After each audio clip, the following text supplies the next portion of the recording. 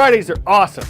I'm Carl Azus for CNN Student News. Officially, Hong Kong is a special administrative region of China. It's not independent from the communist country.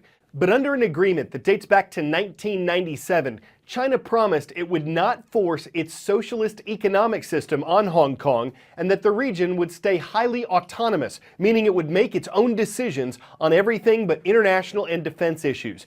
There are a number of people in Hong Kong who want full independence from China. There are also those who say Hong Kong shouldn't be separated from China. For its part, China's concerned about a growing independence movement in Hong Kong, and it's called on officials in the region to keep the peace. Hong Kong and mainland China, one country but two very different systems. Hong Kong runs its own finances, education, immigration policy, and judiciary, and people in the city enjoy basic rights like freedom of expression and freedom of the press, rights that people in communist mainland China do not have. Before the UK handed Hong Kong back to China in 1997, it worked out a deal that allowed Hong Kongers many of the rights they enjoyed as British subjects for 50 years after the handover. The term "one country, two systems" is the crux of Hong Kong's de facto constitution, known as the Basic Law. It's supposed to guarantee the city a high degree of autonomy from China, but there's growing concern that China is not honoring the deal.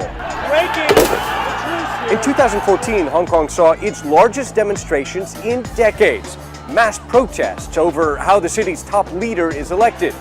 Activists say the Basic Law allows Hong Kongers the right to develop their own democracy and to hold free elections. But Beijing insists it has complete jurisdiction over Hong Kong and must pre-approve all candidates who stand for the top post. There have also been protests over the erosion of press freedom and what activists say is Beijing's interference in Hong Kong's local political matters. All proof, activists say, that Beijing is increasingly imposing itself on the city's affairs.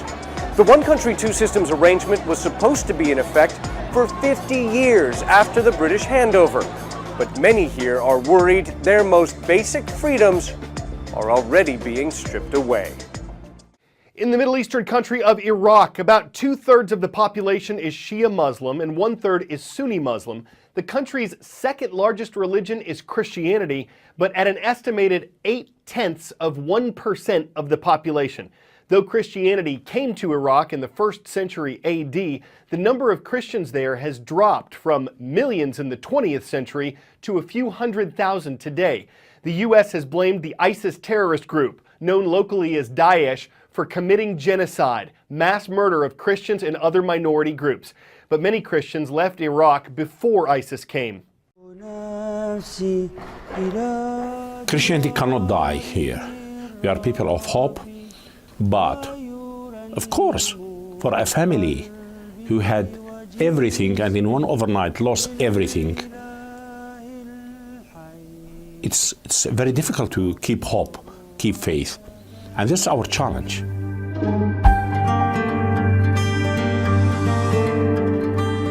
We can estimate Iraqi Christians before 2003 around 1 million. Targeting Christians, they didn't start it with Daesh.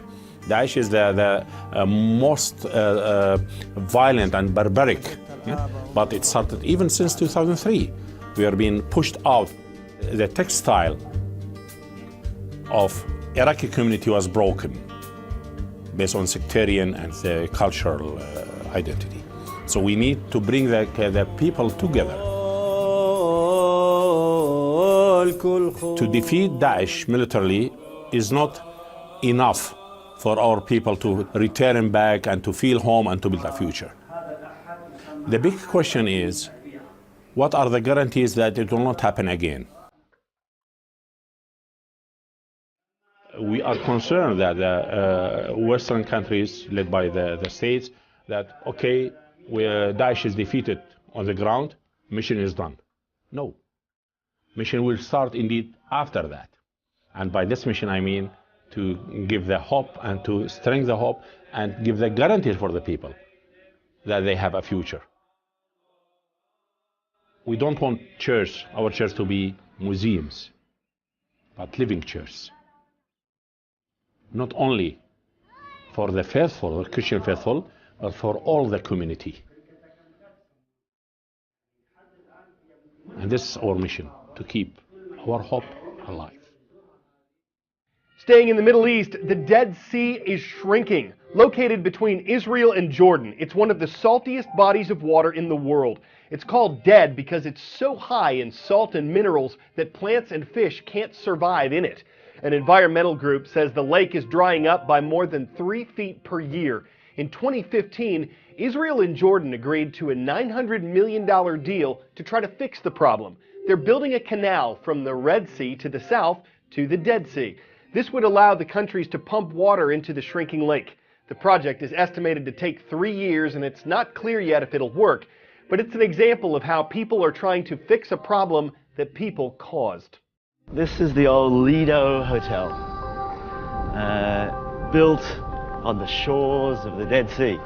No one was around to see King Herod's view, but many middle-aged Israelis remember walking through this once swank lobby and right into the waves. The Dead Sea is way down there. My goodness, are you serious? So where the water line was where?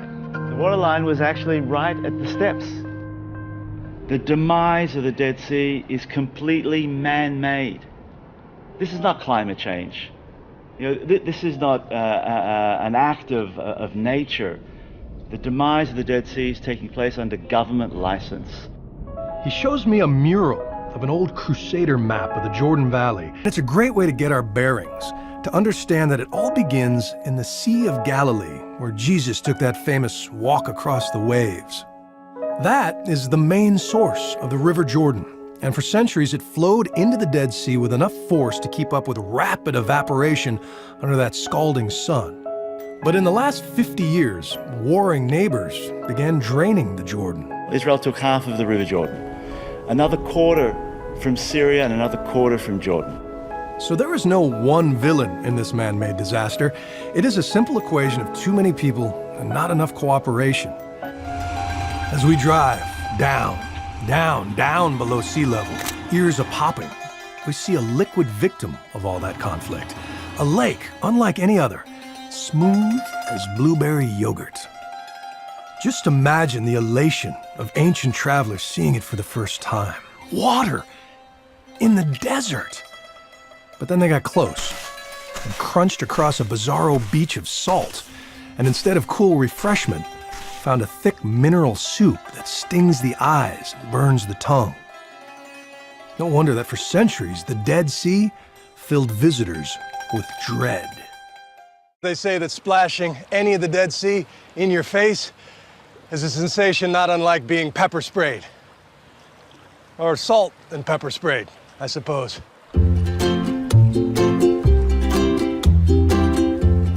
And so, one must ease into the warm and viscous water, which feels like 90 degrees and almost slimy. But the floating, amazing! You need a bit of core muscle to keep from flipping over, but otherwise, if not for the blowtorch sun, you can almost nap out here.